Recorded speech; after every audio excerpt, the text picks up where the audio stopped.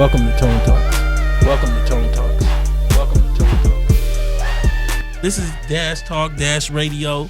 We having this discussion. We're going to talk about a lot of things. We're going to talk about Black Love. We're going to talk about 2019.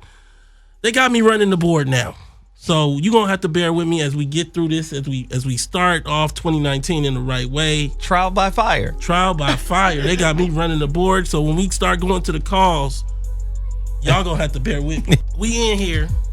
I got Zoe Williams in here on some real talk, real stuff. Shout out to everybody in the chat that's going to use their Friday to be in here with us. We going to talk about like some of the stuff we talked about throughout the year. We're going to talk about how Black Love in 2018 developed, what we going to see in 2019. Zoe, what's up with you? Oh, man, I'm good, bruh. I'm in here chilling. Yeah, I ain't chilling. Learning, growing. Come on, man. We in here, though. I just did Zoe's show. Shout out to the Voice of Reason. You know how we do it. 2 hours of Zoe, 1 hour of me. Come on, man. On Fridays, Dash Radio, Dash Talk. I see y'all falling in the chat. Go and get your drinks, because this is going to be a good show today. You know, Zoe Williams is a relationship guide. I always appreciate him coming in and showing us great things, because he essentially allows for us to dig a little deeper. Me, myself, Antonio Moore, attorney here in Los Angeles, and I have my engineer in here just helping me with the board. So she won't be talking, but just that's who you see as the other person in here. Now, she helping though. She got you right. She got me right. I'm figuring it out. So, Dash Radio, Dash Talk X. If you have any issues with the sound or anything like that, then go to Dash Radio. You can get it there. But in the meantime, Black Love in 2019 and beyond. Are y'all ready to have this discussion? I'm looking at the chat. Happy New Year to y'all too, fam. Now, Zoe Williams has a new book coming out at the end. I'm gonna let him talk about that book. Tell us about where he's trying to go with it. He's allowed me to do the foreword. I've submitted that, so I think that his timeline is 30, 45 days to have that book ready. Mm-hmm. Go pre-order yours now. Holographic Relationship. We digging deeper. Yeah, man. We going another step in 2019. And I just want to start off by just recapping what we saw in 2018, what we talked about in 2018. So in 2018, we talked about toxic ambition. We talked about black marriage pattern matching. We talked about Black Love during wealth calcification. What was the key thing you learned about love in 2018? Now, I'm going to come to Zoe first, and then I'm just going to come back to myself. But I need to know, like, what do you feel like 2018 taught you in terms of our shows about love, though? Man, I learned a lot. I learned that, love and the deeper, aspects of relationships are more rare than I thought they were. I mean, you hear people say, you have that great love once in a lifetime or something like that. And we've labeled a lot of mediocrity as a great love or as a great relationship experience. And man, I learned this past year, man, that if you have something special, right, regardless of how difficult it is, regardless of, the difficulties that you guys may face, you really need to try to cultivate it. You really need to try to grow it up. And the only way to do that is to grow yourself up. Not try to grow your partner up, but grow yourself up. And that's what I learned, man. Love is precious. It's rare. It's more rare than fucking platinum. I don't know. It's rare, bro. So if you find something that's even remotely close to that, go to work on yourself. I mean, with a vengeance. So going through the rest of the questions before I come back up to number one and give you my answer. Number two, how do we build relationships with depth without wealth? Eesh. Number three, we got tax reform just is here now. Is love and life gonna get pushed to the brink? We see single black mothers under full attack by this new tax reform. We'll talk about that in a second. And the last question before I let Zoe talk about his holographic relationship book at the end is, can Black Love survive 2019 without deep wealth roots? Because that's what we're gonna have to deal with. that's where we at. We having the discussion. I appreciate everybody tuning in. Wow. Here we go. So let's look at this thing again. I said what the recap was. We talked about toxic ambition. We talked about black marriage pattern matching, and we talked about black love during wealth calcification. You know, for me, when I look at this thing, toxic ambition in so many ways was one of the more important concepts that we came out with. You know, the concept that ambition, it can be toxic if people don't really have no direction. It can be toxic if you really out here and you just living for what somebody can do for you or how they can project your goals and dreams and aspirations. But at the same time, what we got to be able to do, what we got to be able to understand is how to actually combat that. You know, I have that in black marriage pattern matching as my top two concepts, because the other thing that I really looked at was, you know, the last show of the year, we focused down on black people actually out here pattern matching their mates, but not being honest about why they trying to do that, to run from this wealth calcification. And we talked about that. We had that discussion. It was a good one. And so now what I need to be able to do is have this discussion in the context of moving forward. You know, if I look at this thing and we start to unpack toxic ambition, can the toxicity level get too high? Is that what we see with R.Kelly? Is toxic ambition part of the R.Kelly story? I know we have a whole trauma behind abuse and everything like that. What do you think, Zoe? Toxic ambition will cause you to barter your integrity for security. It will cause you to do that. And, you know, on different shows, I mean, I have different titles for that. I call it, you know, it might be called passive prostitution, passive aggressive prostitution, where you prostitute yourself because this person has something you want. This person can put you in a position that you've wanted to be in. And the next thing you know, you compromise yourself thinking that you're climbing the ladder or you're getting closer to that thing that you desire. And again, because we live in a wealth calcified, you know, world, what tends to happen is we will sell ourselves. We will sell anything of any value to us in order to achieve some level of certainty.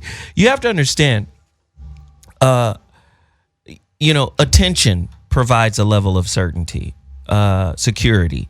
Wealth, money provides a certain level of security. And a lot of people, man, are going to be, you know, like I said, putting themselves on the chopping block, putting themselves on the up for sale block in the coming years, because it's about to get even tighter than it was before. Yeah, I mean, I look at the R.Kelly thing, and you know, I think he, to me, was a victimizer of the worst kind, going after and preying after young girls. But in so many ways, we see instances of toxic ambition being the fuel that allowed him to take advantage of people.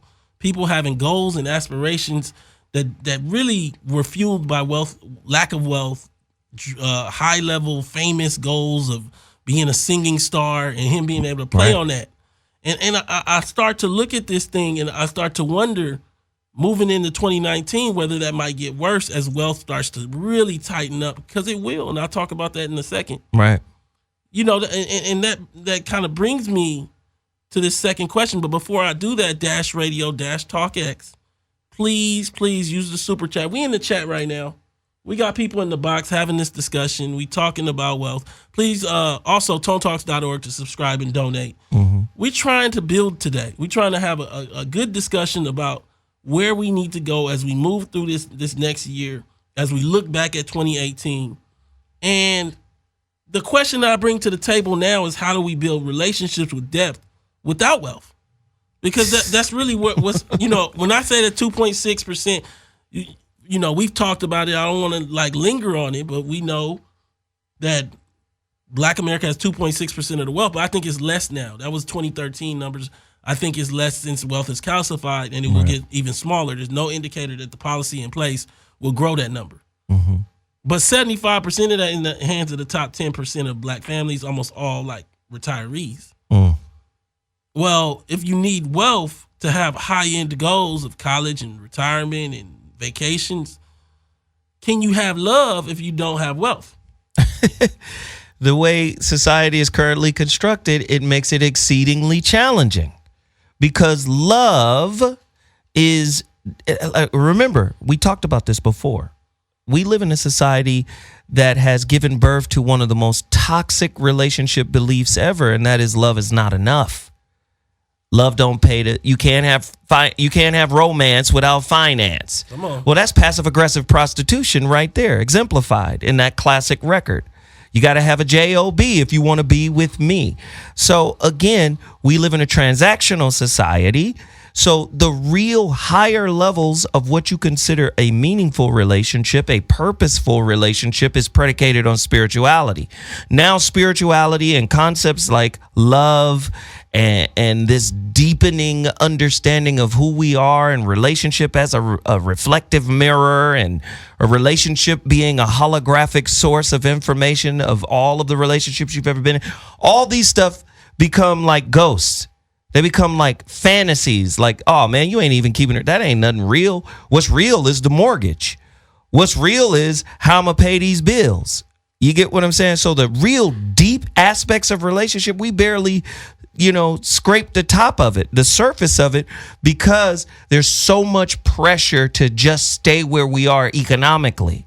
You understand what I'm saying? So it's hard, man. It's gonna be even harder. Yeah, man, and what I want to do now, Dash Radio, Dash Talk X, if you have any issue with the sound, just go over to Dash Talk on the app. We on satellite. We not just on YouTube, we on satellite. We trying to bring this in a number of ways to you guys. But what I want to do now is open up the phone lines, 323-230-4610. Call in to give your opinion. I want to hear from you. I want to hear from you about your 2019 goals in regard to love and what we're talking about. Have you seen toxic ambition in your life? Have you used pattern matching and it didn't work? Black marriage pattern matching. Talk about it. 323-230-4610. Can you hear me? Yeah, man. Thank you for calling in. You the first caller of 2019. What's up, fam? Your name and where you calling from? Thank you. My name is D. I'm calling from Queens. Queens. What Shout up, out. Queens? Queensbridge. What up? Give us your take on the I'm topic. definitely from Southside. Give us your take on this topic. Well, actually, I was in the chat. I was saying I have a pretty unique perspective on it. So I used to work for Cop a Black Entertainment channel. Pretty sure you could probably guess which one. And, I used to work in the social media department. And a lot of our whole programming was literally targeting African-American women, pushing certain topics, love, accepting certain lifestyles that are alternative to what we normally do. And it was crazy. So we had a couple of award shows where we invited Michelle Obama. She came to the show, everything like that. So there was different times where I had personally some different opinions on policies that Obama was doing. I wanted to put out social media messages about it. But since it was counter to a policy that we had, which is basically no bad-mouthing the Obamas while they were in office, I wasn't allowed to put out any, this was literally like an unofficial but official policy. So I wasn't able to give my opinion on certain things. So it just really kind of relates how even though, Michael Brown getting killed, everything like that, we couldn't criticize them at all because we wanted to preserve that image. So I just think it kind of relates to how everything today, how we have these unstable relationships because we have these fake role models for us and we're just striving to present them. And we have companies that make a lot of money that pretend to be for us, but they're really not. Yeah, man. Let's talk about it. Let's talk about the realities of what the relationship needs to be. I got a short list. I'm going to give y'all 3 or 4 things y'all need to be doing together in 2019. Make these relationships work. Y'all need to be reading together. Y'all reading James Baldwin together? Yvette Carnell, Breaking Brown, has a book club. She got a new book that she just added on slavery. They're going to talk about it in the book club in March. Are you guys going to read that together as a couple and then join that book club? Y'all need to be exercising together. I want to hear that you don't like to go to the gym. Wow. I'm not saying it's just to get in shape, which is the first and primary goal, but also to connect. And I don't want you, I'm talking to you, brother. I don't want you looking at ogling at other women while you there. I'm just messing with you. I want you to be in tune with the person that you with and be connected. Let's talk about it. Y'all need to be going to church together. Y'all need to be going to church together and reading the Bible and getting connected to your community through your church. These are the components of a relationship. And if you're not doing this, I don't know if you're relating.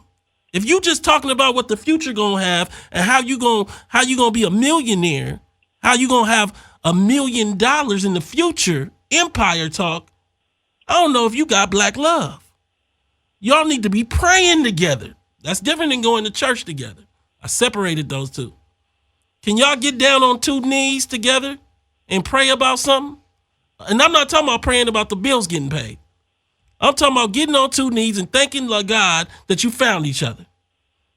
And I feel like these kind of components of what people have to do in 2019 to connect are very, very real. What do you think, caller?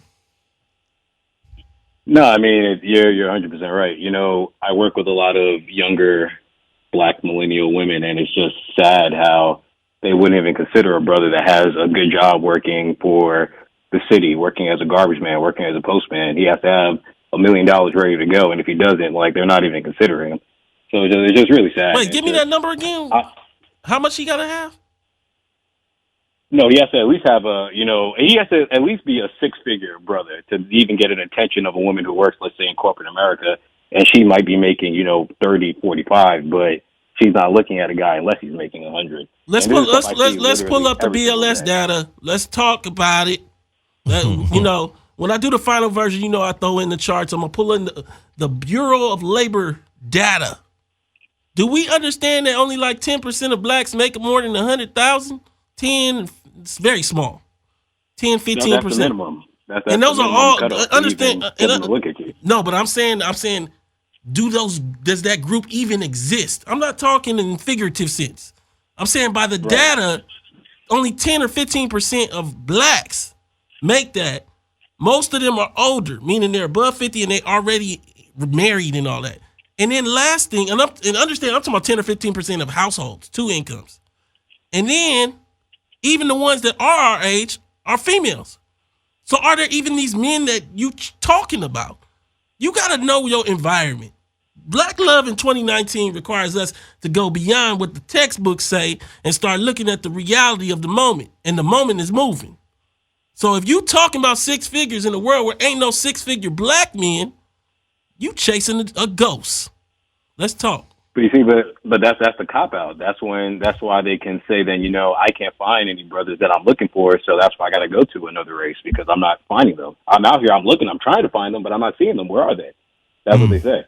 So data, none of that comes in consideration at all. It's really just I watch Love and Hip Hop. I see this is how they're doing. Why aren't you doing that? All right, caller, man. Really what it is. I appreciate your take. Let me let you go. I'm gonna come in with another caller and give them a chance to get their piece. Thanks, fellas. Appreciate it. All right, bro. All right. Yeah, man. Zoe, I'm gonna take another caller now. I'm gonna bring you in. For sure. Caller, what's your name? Where are you calling from? Tone and Zoe, what's going on? I'm here. All right, man. Hey, look. I'm going to go to Zoe, just get what he thought on that call, and I'm going to come right to you. And I'm going to ask you the same question. How do we build relationships with depth without wealth? Give me your take on what the caller says, Zoe. So really quickly, relationship and spirituality are synonymous. And we got to get back to that. Tone alluded to it before when he said, go to church with your woman. And for all those people who are not Christian, find something spiritual to edify your relationship, some type of spiritual practice, whether it's doing yoga together or meditating together. But the bottom line is the relationship must feed your spirit. What people are going to be forced to understand is that social accumulation or achievement won't feed your spirit, and you're going to have something of meaning, of substance, to be able to feed that relationship. A lot of people, like I said, you can acquire the world but not acquire understanding. You can acquire the world but have no idea of who you are in a relationship. This is a spiritual process that must be developed. If you're not tapped into the spirit in your relationship, you're not actually relating. Come on, man. Caller, what's your take on this? Yeah, well, first of all, I just want to say Happy New Year to y'all, and Thank you, thanks for brother. having me. I did a great job last year. Been following y'all since last year. I appreciate all the work you do. I'm thinking about one call and one episode I did last year that ties in. I remember the girl was talking about how the guy took her to Ruth's Chris Steakhouse for the first date, and she's like, "Well, I would have been good if y'all would have, with Chick-fil-A. He didn't have to do all that." But she sure didn't turn around and, turn on that Ruth's Chris meal. I think, man, I'm a young dude, mid-20s, and for me, I think the key thing is kind of what I'm looking for and trying to navigate with, putting the wealth situation aside, is someone that we're mutually grounded in identity and mutually grounded in ideology. I think definitely following you, Tone, and Yvette, that identification as ADOS, an understanding of our lineage, understanding of our wealth positionality. Not everybody has that knowledge as far as the women that I'm coming across.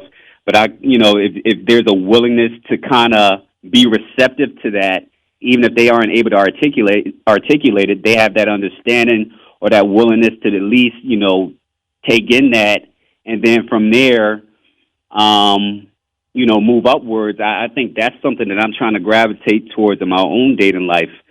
I know sometimes I run into the issue, especially working in corporate America, where, as your previous caller said, a lot of the women that I come across in my field, it's like, look, you got to be where they're at financially, if not above, for them to even consider talking to you.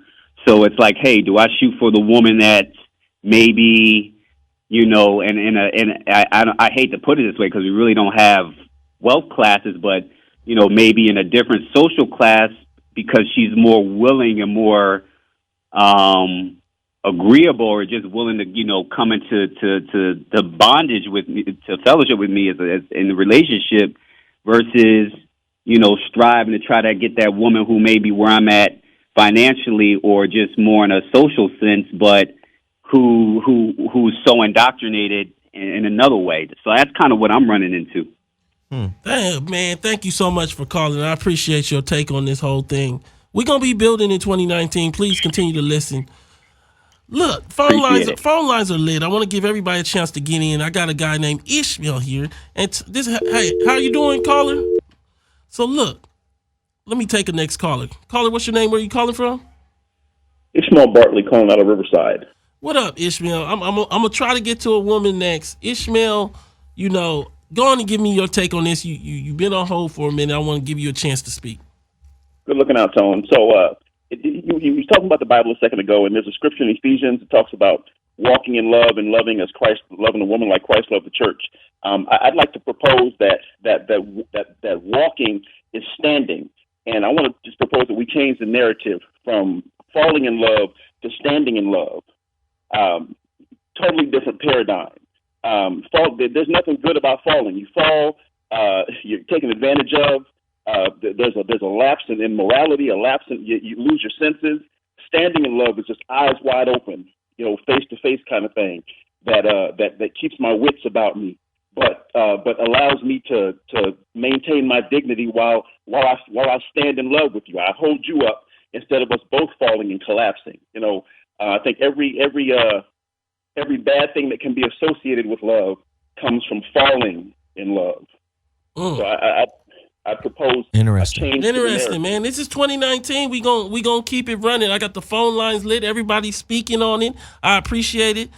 Let me take the next caller. Caller, what's your name? Where are you calling from? This is Dana calling from Pasadena. What's up, Dana?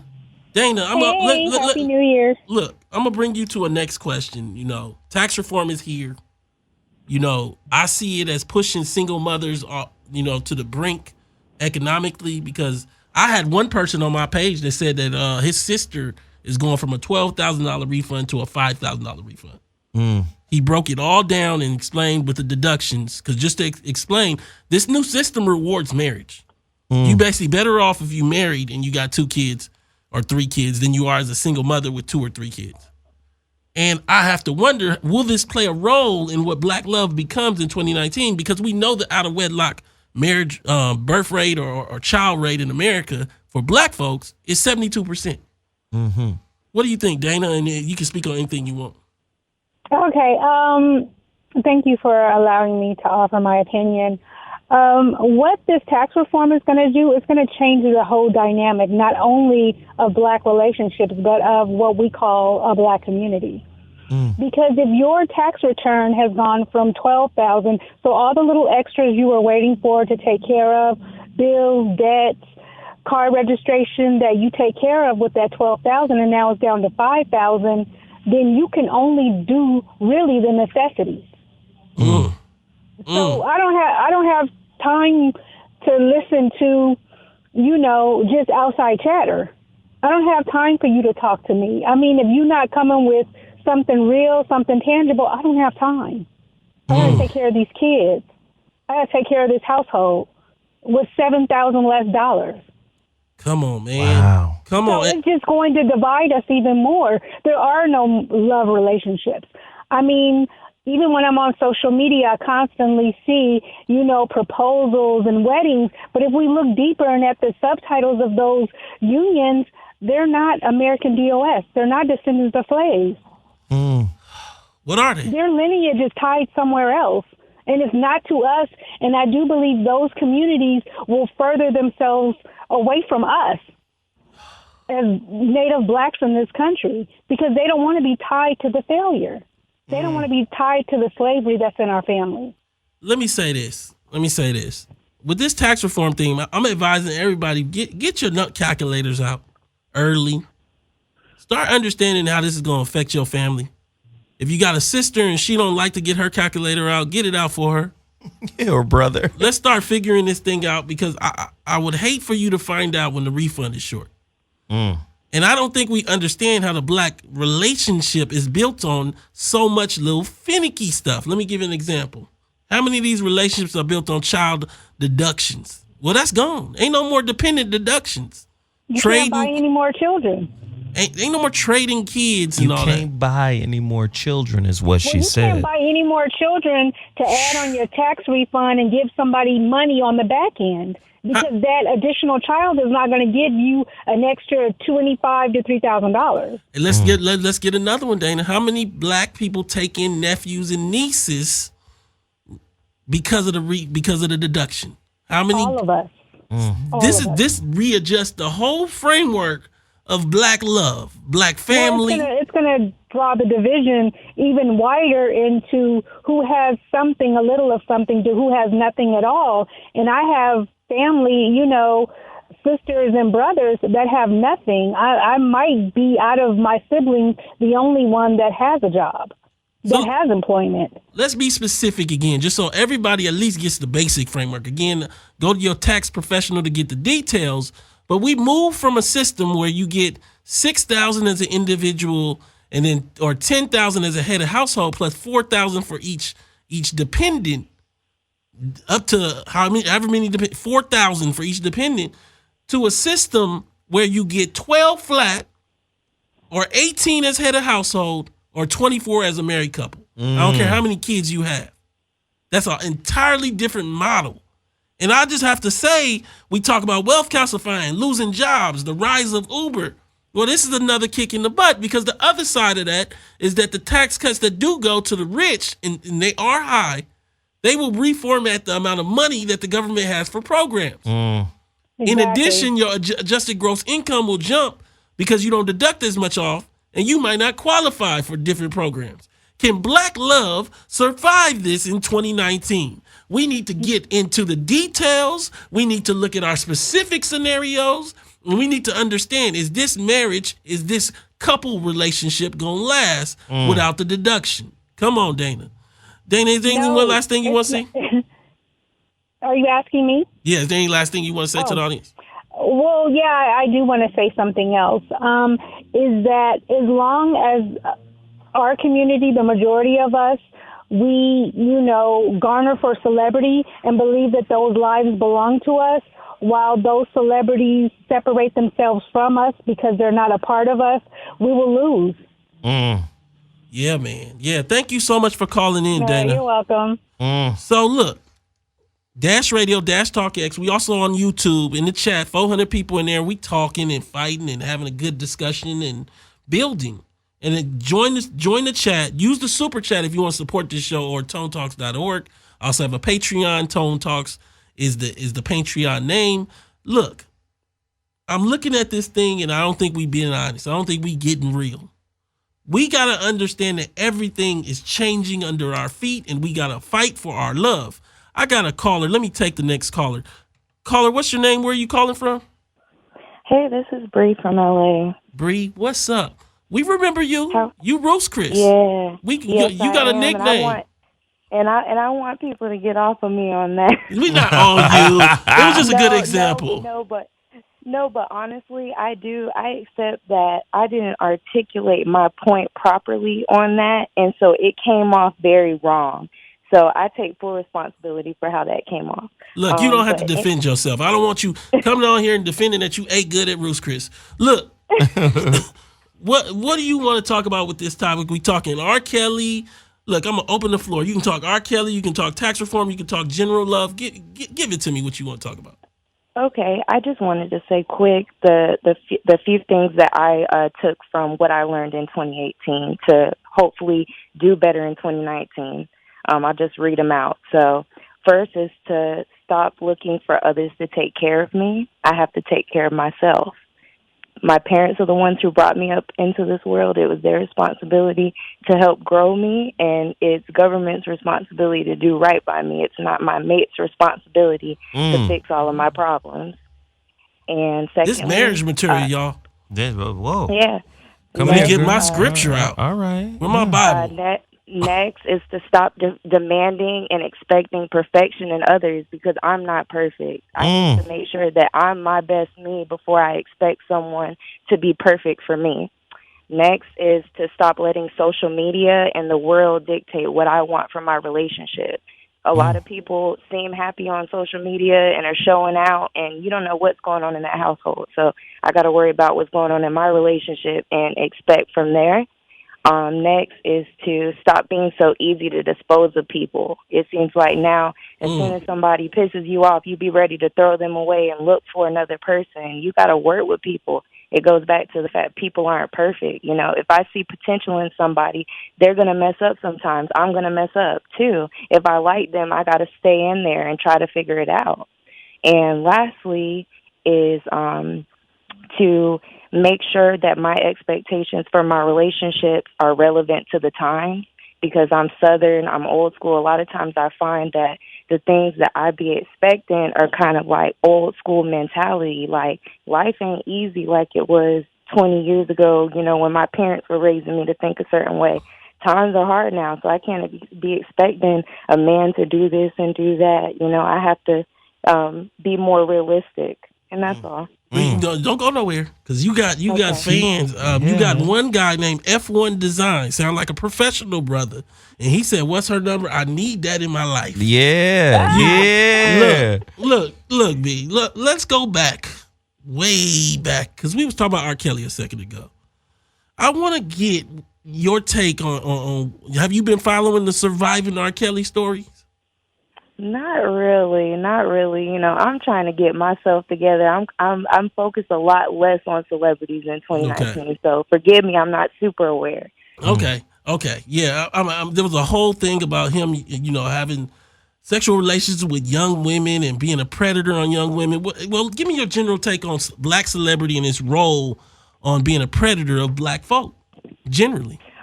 Well, I just feel like everybody's looking for a come up and a way out. And, you know, that's just how it goes. Everybody's looking for a way out. And especially us young girls, it goes to what Zoe was saying about, I forget the term he used, but something about prostitution. And it's so true. Like, I live in LA where we have a couple popular, like, escorting websites where, you know, people just make their money, like, going out on dates and smashing. Like, that's just the world we live in.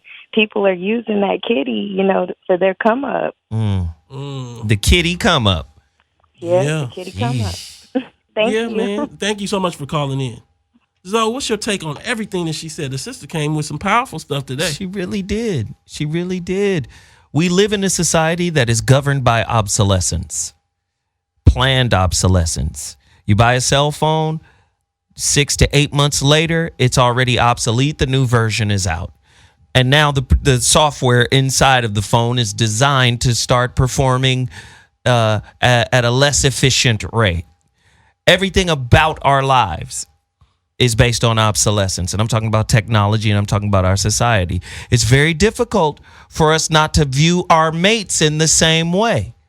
Say we get a bump at work, or say we transition from job to career, but our partner doesn't. We start looking at our partner as if now we settling by staying with them because they're not moving at the same rate as we're moving. So now it's either you upgrade, do better, follow me, right? Be at the level I'm at, or I got to get rid of you. We live in an obsolescence-driven society. So now our relationships are becoming more and more obsolescent. Here's the real thing, though. You know the only thing in relationship that is supposed to become obsolescent? The limiting beliefs that you have about yourself and your partner. Those are the things that's supposed to become obsolete. And the only way to do that is through self-reflection. That is the spiritual purpose of relationship. This is why we say relationship is a mirror, where the curriculum you receive from your partner, that is the reflection you're getting from your partner. That reflection is a reflection of you.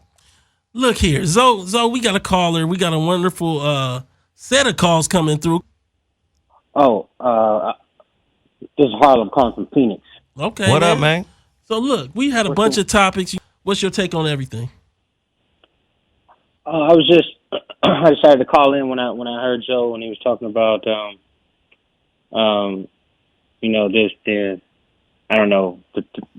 the relationship transaction. Mm-hmm. And I experienced that. I was a successful business owner for some time back in Chicago, and I experienced a lot of similar issues from probably about 2000 to 2006. I'm 46 now, and I went to Morehouse, and so, but when I got home from school, I had a lot of high paying blue collar jobs. I used to be a railroad conductor. I was also an electrician. So those are like the two highest paying blue collar jobs in the nation. And for a lot of women, that was unacceptable. I remember being told on more than one occasion that I was less than. Mm. And when it come time to pull out your checkbook, my house paid for cash. My car was paid for cash. So when it come down to, who was actually 2 weeks off the street and who had, 1 or 2 years worth of savings, it was me, but I just didn't look like it. And so, I was rejected a lot. Okay. So, I guess let's get really focused on this thing. What do you see in regard to black love in 2019 that needs to change?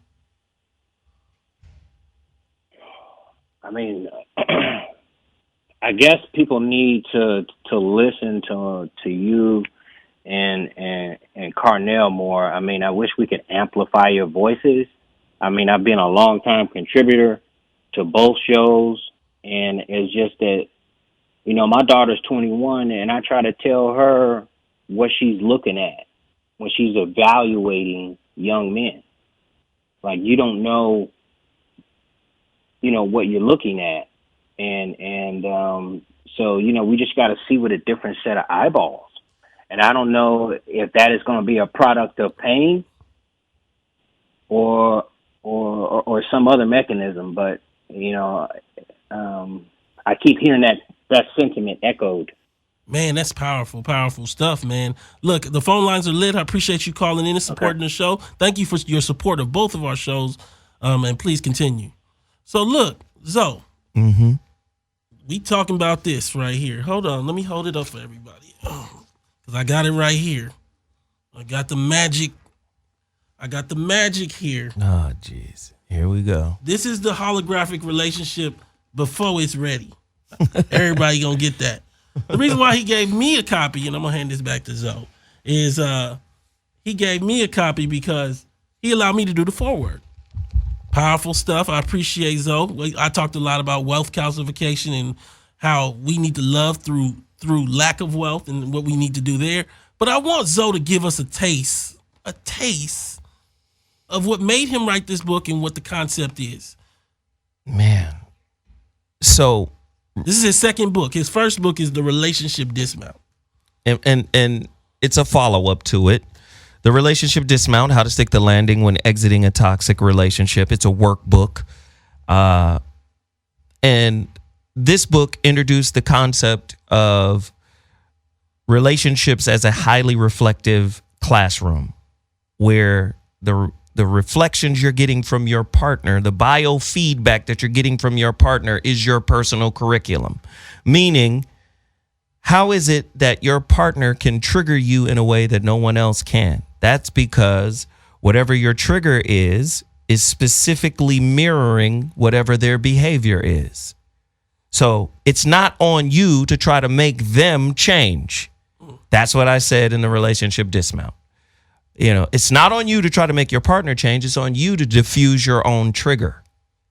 So the follow-up to this book is The Holographic Relationship, a deeper look at the connection between God, intimacy, and consciousness.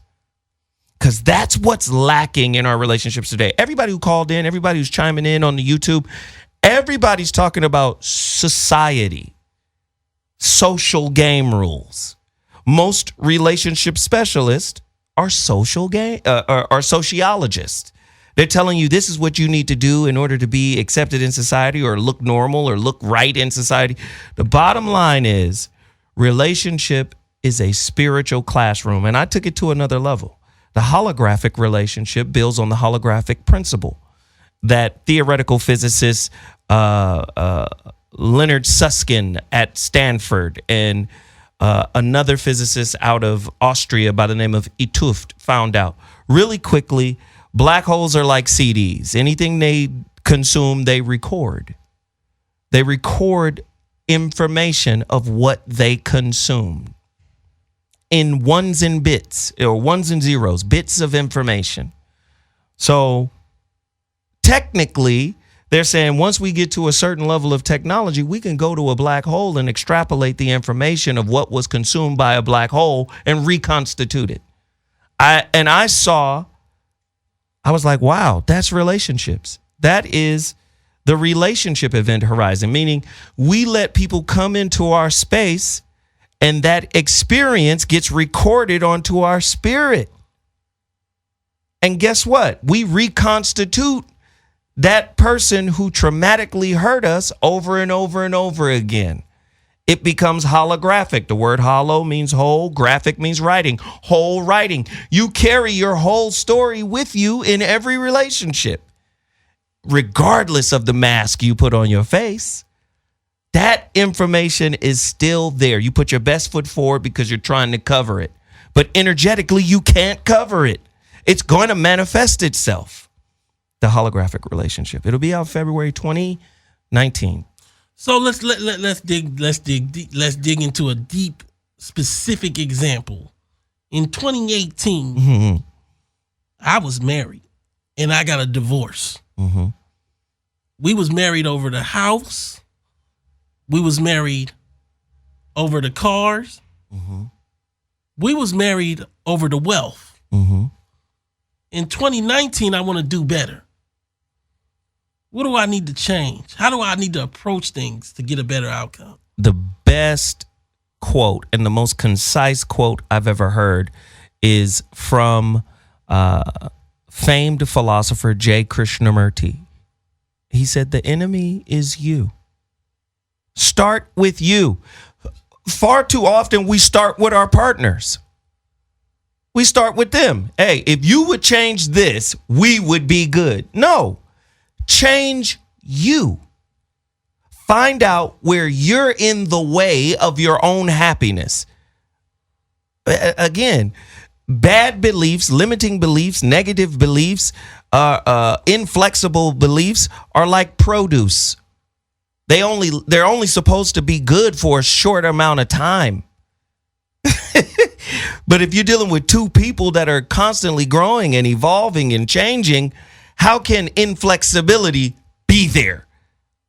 Inflexibility in thought, perception, observation. Nah, this is what it is, and that's what it's supposed to be. No. Change you first. The university of you. That's what you call it. The relationship. That's what it is. And so what's a trip is if we dig a little deeper with the R.Kelly thing and we see beyond just his situation and we start looking at black celebrity and the problems with following black celebrity. Young woman called in earlier. I'm putting aside social media for that reason. Mm-hmm. If we dig a little deeper and we start looking at tax reform and we start understanding how this might affect our basic wealth condition and how we need to adjust, change, and get ready for it, we got to start asking the question: Can black love survive 2019 if we want to be the same person? And my challenge is that, and my statement is that you can't. You can't with nobody else. So you got to go back to the University of You and look into the hologram that is your idea of a relationship and start to adjust to some of these things. Yeah. It ain't enough just knowing no more. Yeah. I mean, and the difference between the relationship event horizon and an actual event horizon is you get to rewrite whatever is recorded on it. You don't have to, if you were victimized in the past, you can take that victim or that victim mentality and it can work against you. Or you can turn a traumatic situation into a triumphant situation because you have the power to rewrite the data that has been recorded on your relationship event horizon. And a lot of people don't understand that. And, they go through something bad and then they concretize and galvanize that bad experience by saying, why does it always happen to me?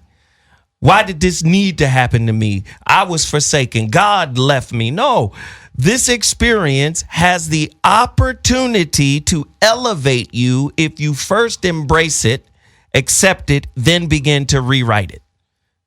It's possible. Man, look. The thing that I wanted to do today was first say Happy New Year to everyone and bring us back into 2019 with the first show of the year. But I also wanted to recap. I recap the toxic ambition, right? Black marriage pattern matching, right? Recap wealth calcification in terms of black love. And I think for a lot of us inside of that recap is a moment to start asking not only what we learned, but what we going to do with what we learned. Right. Because toxic ambition is a mug. It's a mug, and it defines a lot of our relationships. If we not eating lobster, we not really in love. Come on. If we not going to Nantucket or we not going to Thailand, we failing as a couple. We can't be at Food for Less, not Trader Joe's. Hey, you know what? If Food for Less got poisonous food in there, we shouldn't be in there. But we shouldn't be defined by the fact that we can afford Gelson's over Food for Less. Come on. See, the problem is people fail to realize when I tell people this all the damn time, I say, look, what are the currencies in your relationship that have nothing to do with your wallet?